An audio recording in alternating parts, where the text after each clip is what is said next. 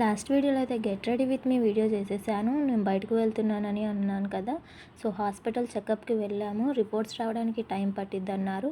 ఈలోపు lunch time అయ్యింది. So ఇంకా లంచ్ హోటల్లో చేసేద్దాం అనేసి మేము కార్తికేయ హోటల్కి వెళ్ళాము బస్ స్టాండ్ దగ్గర.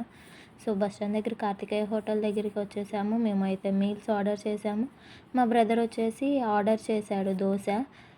దోశ కూడా ఫస్ట్ నేను ఒక పీస్ తిని టేస్ట్ చేద్దామని తినేసి అన్నయ్యకి ఇచ్చేసాను. నెక్స్ట్ మీల్స్ ఆర్డర్ వచ్చేసినాయి. ఈలోపు ఫస్ట్ అయితే పుల్కా వచ్చేసింది. పుల్కాలో దోసకాయ పచ్చడి పప్పుతో తిన్నాను. దోసకాయ పచ్చడి అయితే టేస్ట్ చాలా బాగుంది.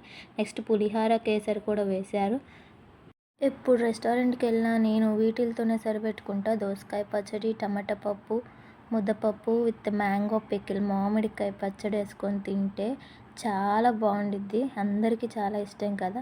అలానే నేను సాంబార్ వేసుకొని తినేసాను. ఎన్ని వెరైటీస్ ఉన్నా ఇవే వేసుకుంటా ఎప్పుడు. వడియాలు వేసారు. ఇంక వడియాలు వేసుకొని ఈ కర్రీస్ తినేసాను. కానీ నేను ఎప్పుడు మీల్స్ ఆర్డర్ పెట్టుకున్నా కానీ ఇవి మాత్రమే తింటాను. అదేంటో నాకు అర్థం కాదు. ఇంకా ఎక్కువ తిందామన్నా నేను తినలేను. ఫైనల్గా పెరుగు, బనానా ఇచ్చారు. పెరుగన్నం తినేసి బనానా నేను బ్యాగ్లో వేసుకున్నాను అనమాట. నెక్స్ట్ వచ్చేసి పెరుగన్నం తినేసి మళ్ళీ హాస్పిటల్కి రిటర్న్ అయ్యాము. రిపోర్ట్స్ వచ్చేసాయి. డాక్టర్కి కలిసి రిపోర్ట్స్ చూసి మాట్లాడి ఇంటికి వచ్చేసాము. వచ్చేసరికి 3:00 అయిపోయింది. ఫేస్ వాష్ చేసుకొని ఇంకా ఫుల్గా రెస్ట్ తీసుకున్నాను. బాగా టైర్డ్ అయిపోయాను అనమాట. కానీ నేను పెట్టిన అమౌంట్కి నేను తినే తిండికి అస్సలు న్యాయం చేయలేదనమాట. మీరు కూడా ఇంతేనా? ఒకసారి చెప్పండి. ఇంతవరకు చూసారు వీడియో, సబ్స్క్రైబ్ చేసుకోవచ్చు కదా. Bye bye.